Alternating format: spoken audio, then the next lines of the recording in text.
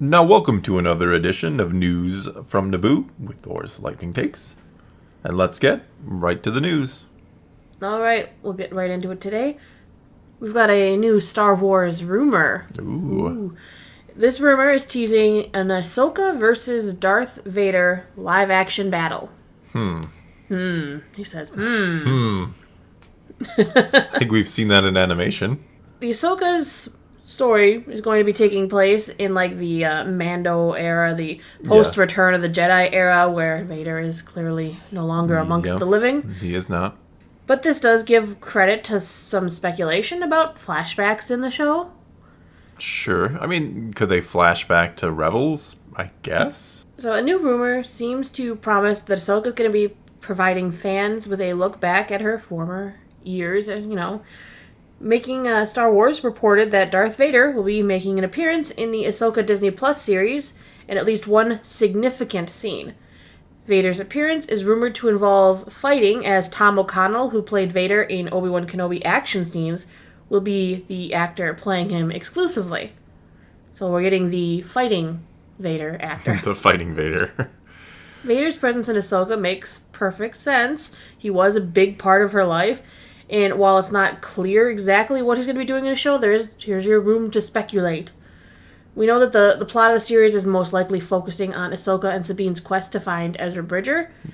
One of Ahsoka and Ezra's most memorable story sequences, and very important one, is Ezra altering time to save Ahsoka from death, where she would have been fighting Vader and most likely perished to him. Yeah.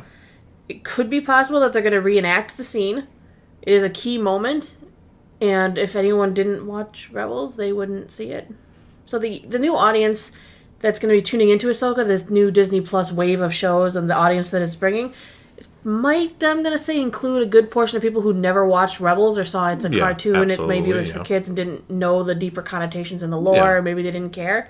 So recreation of this scene would not only provide fan service, but it would set the stage to explain the concept of the world between worlds and maybe what happened to Ezra and all this stuff.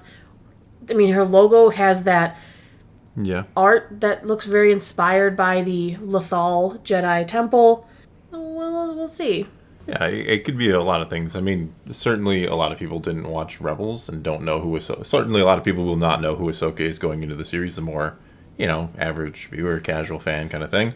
So could they kind of recreate that? Could this be bringing in the world between worlds in the live action and some of the more, what's the word I want to use, the more kind of strange, Force lore with, Mortis mystical. And, the very, I don't know, the stuff that when I remember seeing the Mortis arc for the first time thinking, what in the world are they doing right now? I mean, I've come to enjoy the episode, but it still doesn't fit as neatly into, say, if you watch the original trilogy, you don't really get the sense that there's going to be other dimensions and all these other kind of strange things. Mm-hmm. Setting that discussion aside, though, certainly this could be a flashback to that. This could be a Force vision. This could be, it could be a lot of different things, right? As you mentioned, and as most people do know, Ahsoka and Vader are, they're intertwined. Their stories are very connected, so. I do want some, continuation from the Mortis storyline. We know that at that time, Ahsoka died and was brought back to life by the sacrifice of the sister. And from there, she kind of seemed to have a very interesting connection because, she has a convoy, Morai, Morai that follows her around, and that's a representation of the sister. The same colors, kind of, Yeah, well, we haven't seen Morai in live action yet. Did we not see Morai snuck into the Ahsoka series? Wasn't there, she was in the background in the Ahsoka series? Was it in Mando? Excuse me, the Mando.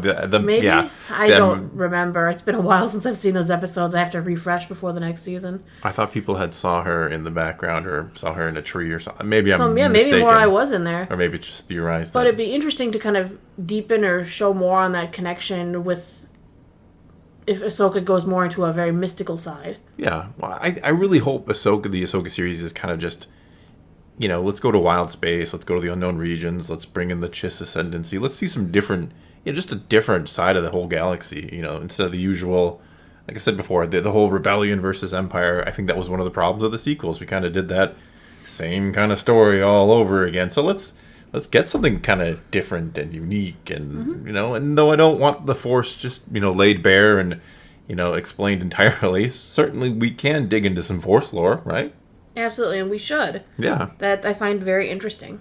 Yeah, so, I mean, my fingers are crossed for the Ahsoka series. I think I enjoyed Rebels. The cliffhanger of Rebels was like, really? You just did that to us? It was quite the cliffhanger. And they just left it. Yeah, so, Ezra disappeared, like I've said before. Like Ezra disappeared, yeah. Then... Ezra was not my favorite character in the series, and the only time he got better in season 3 with the whole Maul thing. I'm not saying he was terrible, but the most interested I ever got in Ezra was like the final few episodes, and then he's like, he gets whisked away by Purrgil, and I'm like, well, what happened to him? That I'm finally like, no, I'm interested in him, and yet take him away, and you're gonna leave this hanging for years. Thanks a lot, Dave. Okay, with that, we'll move on to the next story here. Star Wars Skeleton Crew Season 1 budget is apparently larger than The Mandalorian's. What? Yes. So we know that the show was announced at Celebration. The upcoming live-action series follows a group of children trying to find their way home in the wake of the fall of the Galactic Empire in Return of the Jedi. Skeleton Crew has been described by Lucasfilm as a galactic version of classic Amblin coming-of-age adventure films of the 80s. But not for kids. Haven't they said it's not for kids? It's like... it's not. Following a group of children doesn't make it for kids. I mean, look at Stranger Things. Well, we discussed that before, Stranger but I mean... Things is definitely not for kids, in general, when you make a story that is all children, usually the target audience is children, right? But at the same time, if they're doing coming-of-age 80s stuff, they're targeting the adults who grew up Stranger Things, yeah. To me, this sounds like, look at the success of Stranger Things. We take 80s nostalgia, that kind of the Goonies kind of feel to a movie. I've heard this also described as Stranger Things in space. Yeah, I'm not arguing, I'm not arguing that it won't work or that it's a terrible idea, but it is again, Disney and Lucasfilm have this habit of like seeing, like I said, the what's hot now director. Oh, we got to hire Taika Waititi. Everybody loves him suddenly, or Patty Jenkins because she did Wonder Woman and everybody loved that. It's like, oh, Stranger Things is fantastic. We got to copy that. Like, can we not copy all the time? Can we just? And again, I'm not saying it's not going to be good. I'm not saying I'm not looking forward to it or anything like that. It's just every now and then I feel like Lucasfilm has become the follower instead of the leader. I think Lucasfilm used to be the envelope pusher. They're the ones everybody wanted to duplicate. I mean, look at the original Star Wars trilogy. Now Disney owns them, and Disney's known for duplication. Yeah, sure. I mean, they ripped off The Lion King from Kimba. Sure. Which is a Japanese I'm cartoon. only saying Star Wars was once the precedent setter, be it the original trilogy or the prequels and the digital revolution and the CGI revolution, for better or worse. They always set the precedents. They always push the boundaries. And now it feels like, who can we copy? Who can we get from somewhere else? That's Disney's influence. I don't disagree, and it's just kind of disappointing a little. Right. I mean, some of their most beloved Disney classics are just retellings, remakes, rehashings other things of entirely, classic stories. I mean, Snow White, Pinocchio, Rapunzel. A lot of these I have not seen, and you have brought up the idea before of making me watch them. Making you watch them and then record a review coming from an adult who's never seen the Disney classic. Yes. I don't know if people want that. People want that. Well, if they do, I comments below, let us know. Like, back to the article? Because I know you every couple days you're like, we should watch this Disney classic and do a review. And I'm like, do people really want to see that? Do they want to see Thor be like, well, this is what I thought of The Lion King, which I've never seen. All right, so according to The Hollywood Reporter, the series is expected to spend $136 million during its first season. Wow. Yes. By comparison, the debut season of The Mandalorian cost around $100 million. However, the budgets of both of those series fall short of the Marvel Disney Plus lineup. Do you know that each episode of Falcon the Winter Soldier, WandaVision, and Hawkeye each cost $25 million? Wow, they didn't get their money's worth in some of those. So those shows push their budgets from like the $150 million to $225 million range. Okay, so in other words, Star Wars is getting the lesser treatment right now for some odd reason by Disney. What else is interesting is Skeleton Crew is receiving help in offsetting that sizable budget in the form of $20.9 million in tax credits awarded last week by the California Film Commission. Oh, okay. Yeah. And like other Star Wars series on Disney Plus, from like The Mandalorian to Obi-Wan, Skeleton Crew will be utilizing stagecraft developed by Industrial Light and Magic, the technology that enables the directors and producers to project convincing virtual backgrounds onto enormous LED screens in a soundstage, which lowers production costs and speeds up the process. So I'm interested in... they have this massive budget, but they're talking about all these discounts they're getting. Where's the money going? I mean, if it's going to cost that much, but they're like, we're offsetting it with this, and we got this tax credit. So where's the money going? What are they doing with that show? Hopefully we'll see. Hopefully we will visually agree, all right, this is taking it to another level, because, again, one of the complaints about Kenobi is I think it felt a little cheap, right? It feels a little kind of, could have spent a few more dollars on that thing. So it's going to be Disney dollars. Yeah, them Disney dollars indeed.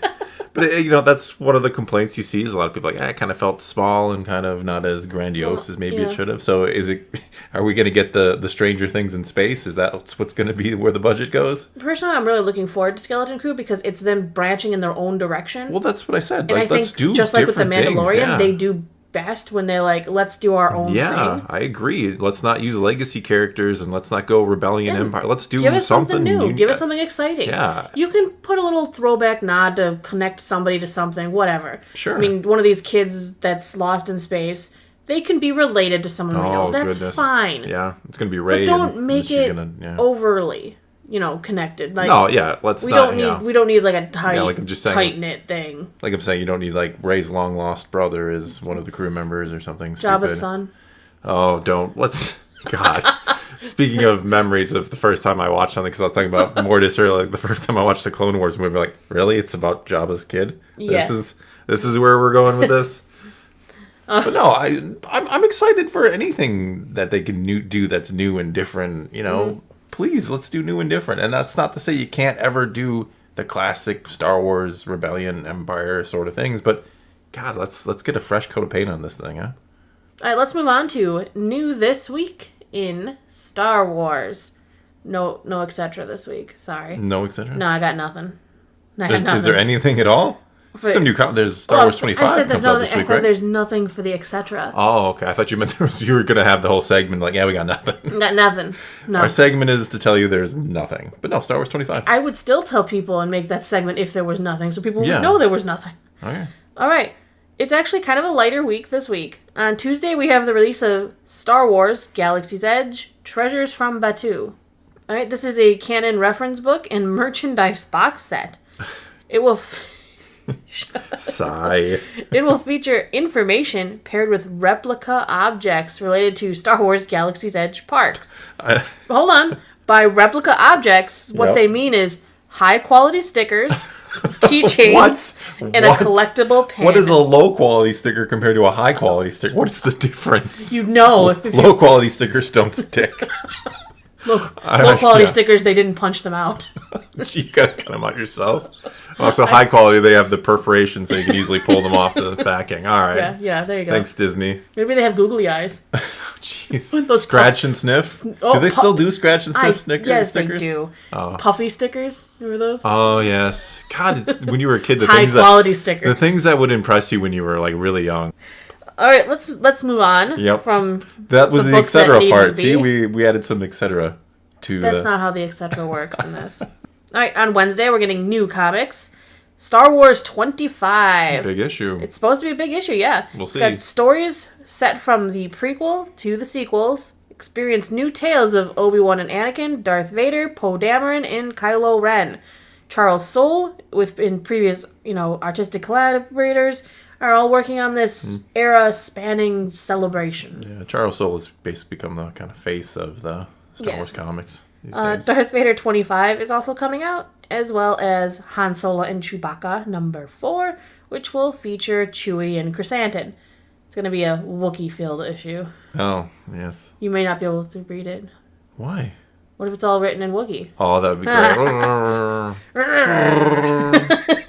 No, we're done. God. Finally, on Wednesday, we'll get the delayed Obi-Wan Wednesday Walmart pre-order going on sale. That was supposed to come out a month ago. Over a month ago, I think. Yeah. Purge Trooper and One Jack will supposedly launch at 9 a.m. Central Time, but I guess we'll see. They waited all day, and like it was the next day when they finally like, it's not coming out today, everyone. Not coming out. Sorry. Tough luck. We're Walmart. We don't ever do anything Come out confidently. sometime. Yeah.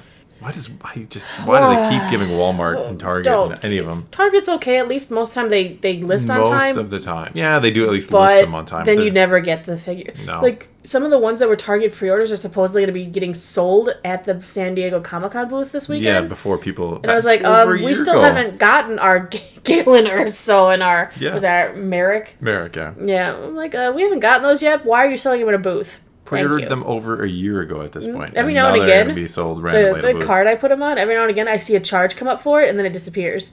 Really? This has happened 3 times. That I got a notification. And was like, oh, it got charged. There they are. There's they exist. The figures. They're real. No. Psych. And then the charge disappears, and I'm like, oh. It happened again just today, just this morning. Really? Yeah.